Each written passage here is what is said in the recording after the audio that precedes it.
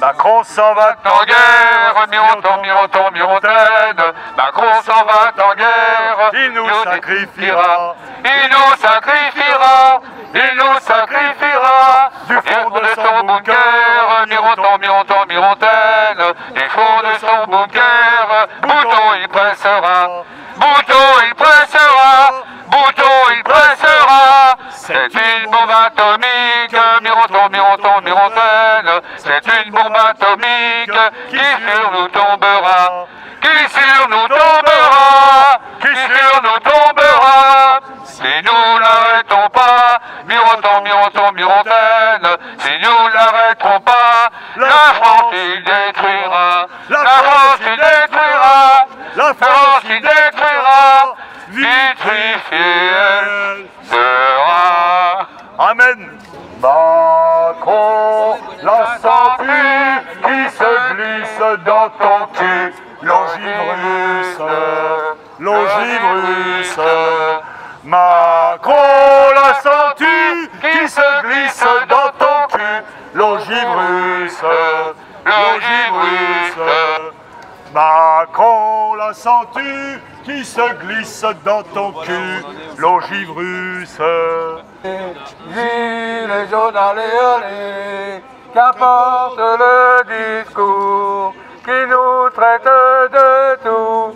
Les gilets jaunes sont là et marqueront l'histoire.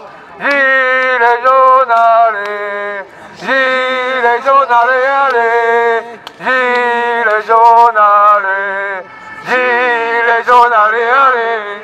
La Macronie, c'est dégueulasse. La Macronie, c'est dégueulasse. Merde! Alors on est venu dénoncer une fois de plus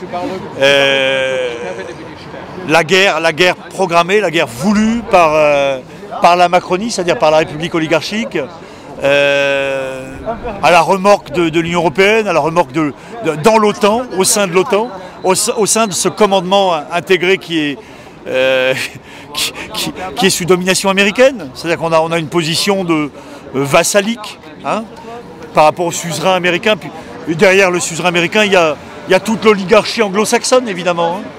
Tous ces va-t-en-guerre qui nous poussent vers ce drame. Alors, nous, on n'est pas d'accord, c'est avec nos impôts que les armes sont payées et offertes, non pas à l'Ukraine, non pas au peuple ukrainien, mais offertes à une mafia qui semble diriger l'Ukraine et la dresser contre la Russie. Nous, peuple de France, on n'a rien contre les Russes ne nous ont rien fait, on n'a aucun grief contre la Russie. Donc on ne valide pas cette guerre, on s'oppose à cette guerre. Elle est décidée par quelques-uns, par une petite oligarchie, dont Macron est un gauleiter, est une sorte de marionnette bien, bien docile, bien servile. On n'accepte pas ça, quoi. On ne peut pas accepter ça. Et puis, toute cette politique de restriction, prétendument liée à la guerre, alors que tout le monde sait que c'est faux, ça n'est pas acceptable, cette tonte du peuple de France. On peut pas accepter ça. On l'a dit, hein, avec OPQD, on paie que dalle. Toutes les menaces qui pesaient sur le peuple, maintenant, sont en train de péter à la gueule de nos concitoyens. Hein, les factures qui s'envolent, les boulangers, maintenant. On s'attaque à ceux qui font le pain. Alors peut-être ont-ils bien travaillé pendant le confinement, c'est vrai. Hein. Tu sais, pendant la Seconde Guerre mondiale, il y avait les épiciers qui se remplissaient les fouilles. Les boulangers ont bien travaillé pendant le confinement. Mais enfin, ils font le pain, ce sont des gens qui travaillent beaucoup. Et donc nous, on est quand même tenus de défendre les gens qui font le pain. Parce qu'on défend le pain des Français, voilà, ça me paraît logique pour des gilets jaunes. Voilà, tout est bradé, on sent bien que ce sont des intérêts étrangers, personne ne dit rien. Ça se fait avec les députés qui normalement devraient nous défendre, devraient crier, devraient pousser non pas des cris d'orfraie, mais devraient monter au créneau pour défendre notre patrimoine, défendre nos industries, défendre nos boîtes. Eh bien, personne ne fait rien. On a là une bande de vendus, de traites. Comment les définir? Ce sont vraiment des faux représentants du peuple. On attend autre chose de parlementaires. On s'attend à ce qu'ils défendent les intérêts de leur peuple. Mais non, on voit toujours que c'est toujours la même démission. Alors bien sûr, il y a des voix qui détonnent. Il y a celle de M. Dupont-Aignan, auquel on rend hommage, puisqu'il a quand même il a dénoncé cette marche vers la guerre, hein, cette dérive belliqueuse de la Macronie. Il l'a dénoncé, c'est à son crédit évidemment, mais tous les députés ne peuvent pas être défendus comme M. Dupont-Aignan. La plupart sont vraiment des collabos et des traîtres, c'est le cas de le dire. Les noms, il y en a tellement, moi j'ai pas envie de citer de noms, parce que ils collaborent avec le nouvel ordre mondial. Ils sont en fait les jouets de la grande banque, des industriels. Ils font du lobby en permanence. Nous n'avons pas démérité, pas plus que nous n'avons démérité dans chacun des actes des Gilets jaunes depuis 4 années maintenant. Nous n'avons pas démérité, mais force est de constater que le peuple ne nous rejoint pas, le peuple ne comprend pas que nous soyons mobilisés contre la guerre aujourd'hui, alors que le pays est lancé dans une aventure qui peut être fatale. Réveillez-vous! Regardez ces jeunes filles qui passent. Savent-elles que le pays est engagé dans une guerre? Savent-elles que la France, dont l'armée comparable à celle du Bourbaki en 1870, savent-elles que la France est en train de défier la Russie alors même que les Russes ne nous ont rien fait? Pourquoi sommes-nous embarqués dans cette galère? La galère de l'OTAN, la galère de l'Union européenne, de la banque de Davos, des forces de l'argent.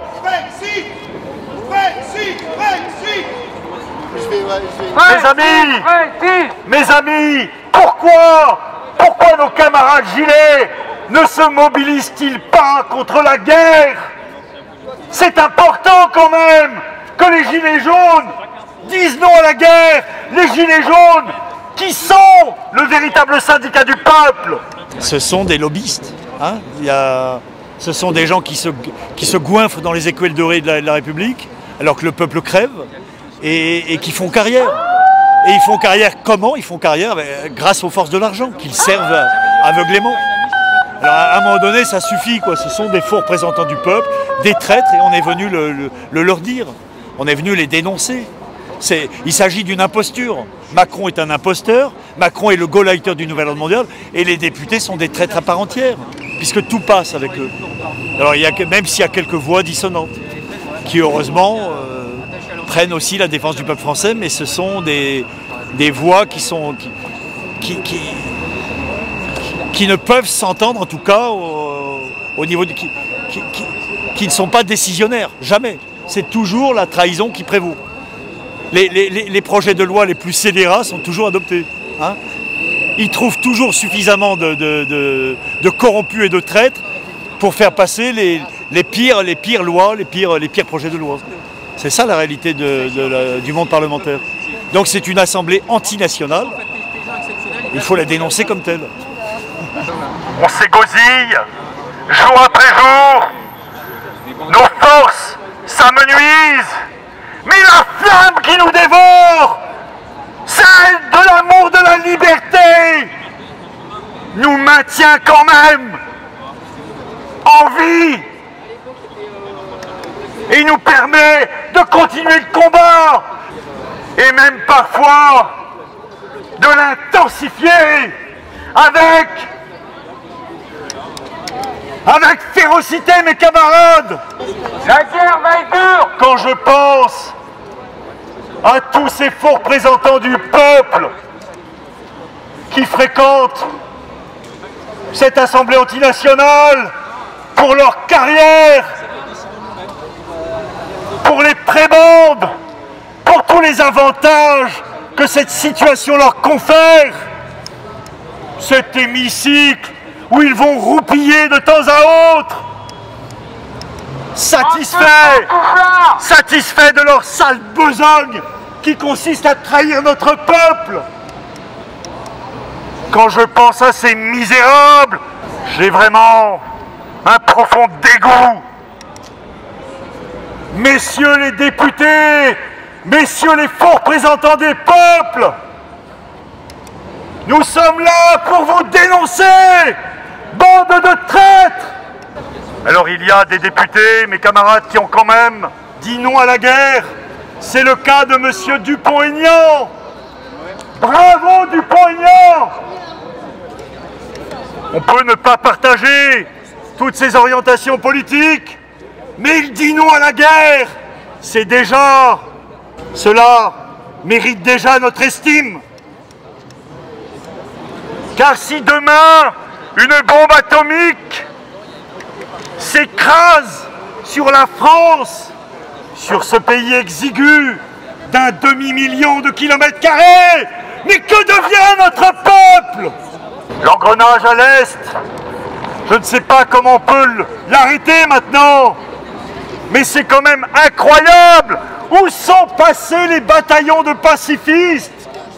Où sont les gens qui étaient prompts, il y a quelques décennies, à descendre dans la rue quand il s'agissait de réagir aux agressions impérialistes de l'oncle Sam?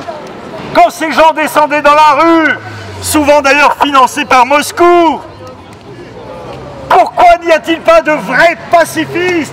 Faut-il de l'argent aux gens pour qu'ils descendent dans la rue? Pour la paix? C'est du fric que vous voulez? C'est quand même décourageant. Nous, croyez-moi, nous ne sommes pas là pour l'argent. Nous sommes là pour notre peuple, pour le défendre bec et ongles. Bande de carrés, bande de serpillères, bouffons du pouvoir. Le vaccin, c'est la santé, pas le faire, c'est la conserver. les rats De laboratoire feront pas de vieux os. Le Vaccin, c'est la santé, rien faire, c'est la conserver. Les rats de laboratoire feront pas de vieux os. Alors là, je vais au vœu de Sandrine Rousseau, ma députée de Paris 13e arrondissement. Voilà, moi je suis reine de Paris, je suis adhérente à EELV, puisque Sandrine Rousseau est EELV.